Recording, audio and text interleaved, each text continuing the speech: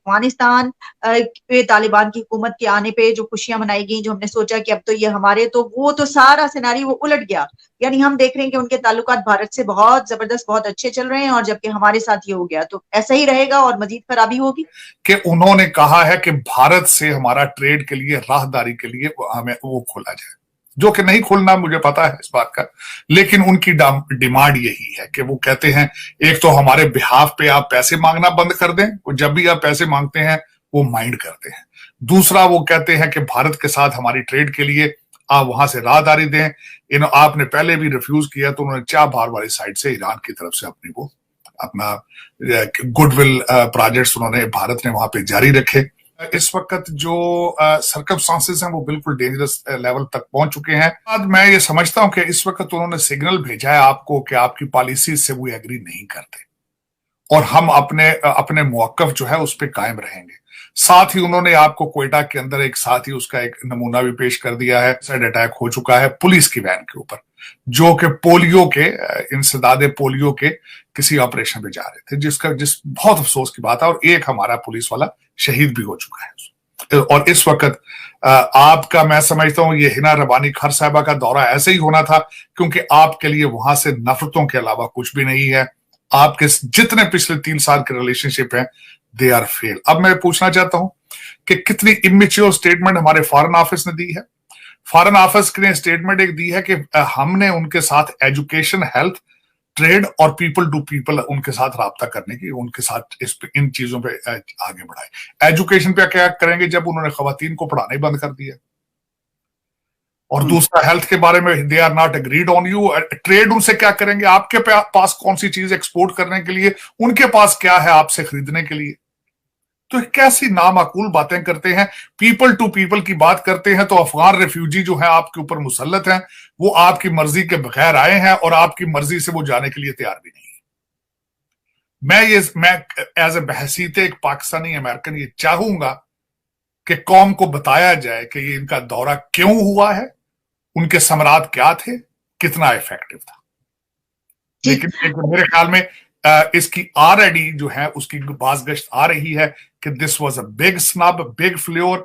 और इस वक्त जो मुल्ला याकूब हैं, उनकी स्टेटमेंट जो है उस पर लोग इनको क्रिटिसाइज कर रहे हैं। उसके बाद आपने फरमाया कि आज पहला दिन है G20 का।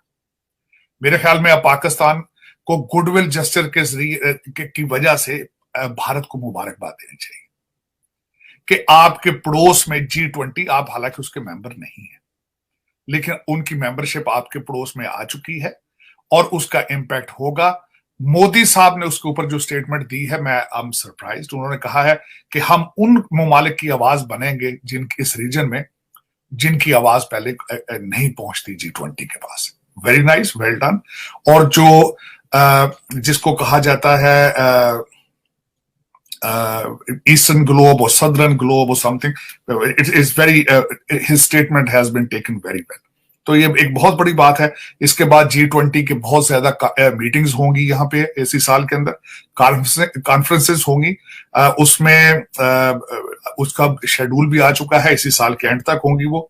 मैं समझता हूँ कि बड़ी पॉजिटिव बात है G20 की मेंबरशिप इज इन इंडिया। हम क्या ये जो अब देखें जिस तरीके से TTP के हमले हो रहे हैं और जो वहां पे हिना रब्बानी खर के साथ जो खबर आई है, तो इसमें हम ये समझें कि हमारी दहशतगर्दी के हालात मजीद बिगड़ते चले जाएंगे, ऐसा ही रहेगा और मजीद खराबी होगी? बिल्कुल, इसमें मजीद खराबी होगी। उसमें मैं अर्ज ये करना चाहूंगा, अली, आपका क्या ख्याल है? हमारी एजेंसियों को ये पता नहीं था कि वहां पे ऑन ग्राउंड रियलिटी क्या है, आपके लिए कितनी नफरतें मौजूद हैं। इस वक्त अफगानिस्तान के अंदर मैं कंपैरिजन देना चाहूंगा कि वहां पे समझा जाता है कि आपने हमेशा अफगानिस्तान को बेचा है, आपने उनकी बेसिस पे डॉलर बनाए हैं, वर्सेस भारत वहां पे गुडविल प्रोजेक्ट करता रहा और वहां से रिटर्न में कुछ नहीं लेता रहा। या कहा वो अगर देखा जाए तो वो शायद उनका ये कॉमन एक गोल हो सकता है कि मे बी कि पाकिस्तान के लिए इल विल रखना, ये एक उनका कोई कॉमन गोल हो सकता है, या उसको अचीव करते रहो। लेकिन अगर देखा जाए, आपने आज तक गुडविल जेस्चर के लिए वहां पे क्या किया है? पहली तो बात ये है। इस वक्त अफगानिस्तान आपसे बेजार होकर, मैं दो चीजें कहूंगा, जब अमेरिका वहां से निकल रहा था, आपने देखा होगा कि उन्होंने टर्की को लाए थे अपना एयरपोर्ट मैनेज करने के लिए। फिर उसके बाद आज अमेरिका को अगर रिप्रेजेंट कर रहा है तो कतर कर रहा है। आपके ऊपर उनका ट्रस्ट फैक्टर है, ह्यूज ट्रस्ट फैक्टर है। आपको चाहिए था, आपके एक सेंसिटिव अदारे के एक शख्स ने जब वहां जाकर दुनिया को एक ऐसा मैसेज दिया है जिस तरह it was not mature, it was not, it hasn't served any purpose to Pakistan. लेकिन आपने कभी मोहतात तरीके से उनके साथ रिलेशनशिप नहीं रखे।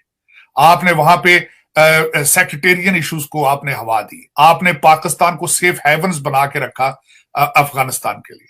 आपने वहां पे कभी गुडविल प्रमोट नहीं की।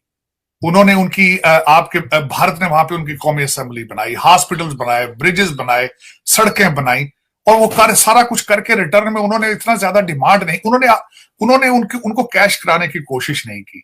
आज उनको कहना पड़ रहा है कि खुदारा हमारे नाम पर पैसे ना कमाएं, आप खुदारा हमारे नाम पर लोगों से आप बिल्कुल दुनिया से अपीलें करनी छोड़ दें।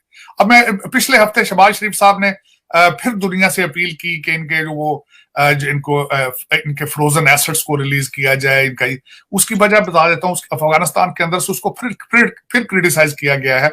वो ये समझते हैं कि हमारा बैंकिंग सिस्टम तो कोलैप्स कर चुका है, वहां बैंकिंग सिस्टम मौजूद नहीं है, तो अगर अमेरिका उनके पैसे रिलीज करेगा तो जाहिर है वो पाकिस्तान को देगा।